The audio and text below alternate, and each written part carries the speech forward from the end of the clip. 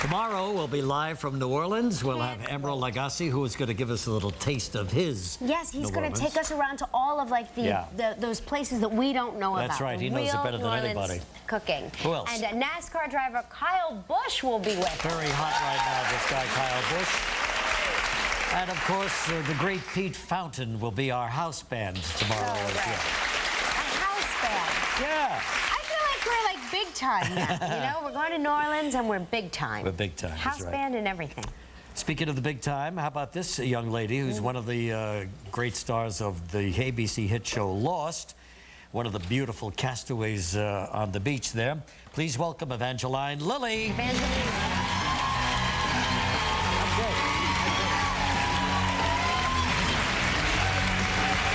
Hello, how are you? Nice to see you, darling.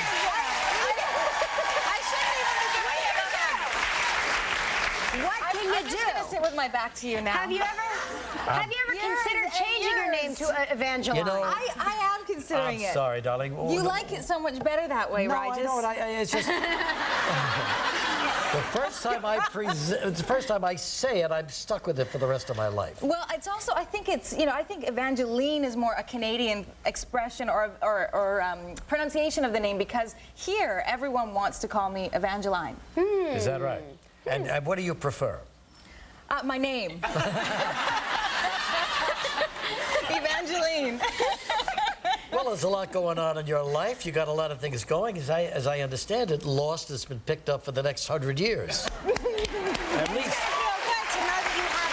What show gets picked up for 3 years in advance? Isn't that the greatest thing? We have, not only do we have job security for 3 years, we also know that there's an out. Yes. You know, there's no trapped in it for the next 13 years. Do you really have job security on Lost? Do you know what's happening? Couldn't you all be devoured by that dinosaur at any time? She's absolutely right. It's the dinosaur that I'm always living in perpetual fear of. It's definitely not the others or anything like that. No, I think that the show has established that there is nobody that is safe. There's nobody that's outside of harm's reach. And so obviously there isn't the job security that you would have in, say, Friends, if they told you were running for another 3 years.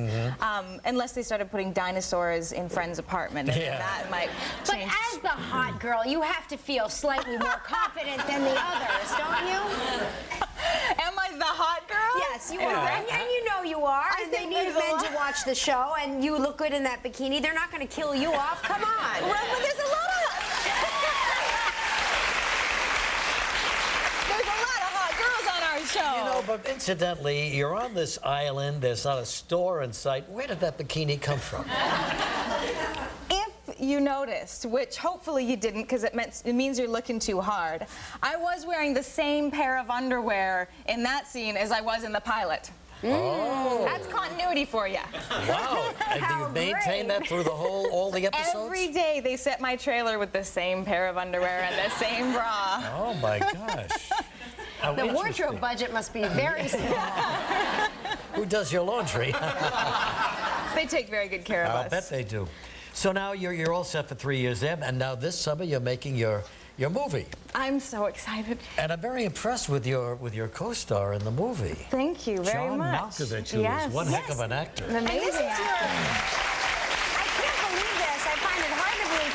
This is your very first movie? Well, let's be very specific now. Okay. My very first movie, I played a corpse for about 2 minutes in Long Weekend. Okay, that counts. That counts, but this is my very first speaking role in a film. Well, that's exciting. Yes. Yeah, that's a big deal. I am so excited. I'm filming it this summer, and we're going to be filming, it's 3 different production companies, a French one, an American one, and a Canadian one.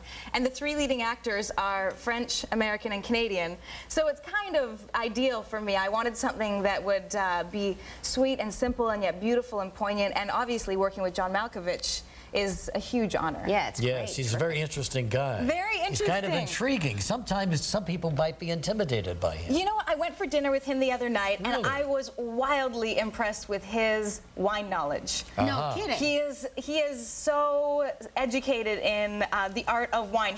When I sat down to the table, he'd already ordered a bottle of wine, and that was a huge relief to me, being an ex-server and an ex-bartender. People tend to look to me to order the wine for the table. Sure. So I got there, and he had already ordered the wine, and it was one of the best red wines I've ever tasted, and so immediately he was in my good books. Has he, has He's wanted to really liquor worried you about up then. being in my good books. has he seen you on Lost?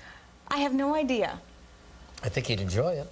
I would venture to guess that he's not a huge TV watcher. I don't know where I get that No, you're feeling probably from. right. No, you're absolutely right. He doesn't watch TV. I doubt it somehow. So what do you guys talk about? Yeah, a whole dinner with Malkovich? What did you talk about? Well, we had a few other people there. We had some of the producers from the film, and you know, we talked about France, and we talked about wine, and we talked about a bunch of different things. All four of us at the table could speak French. Oh, how which is great. very fun. Yeah. I'm actually going to be probably speaking a little bit of French in the film, and that'll be my first time speaking French on camera, which is nerve-wracking when it's your first time speaking in a full feature film. So it's going to be a challenge, but it's going to be really fun and exciting. Do you speak Canadian, too? I speak Canadian. I say Evangeline, not Evangeline. Whoa, wow. Right back in a moment with Evangeline.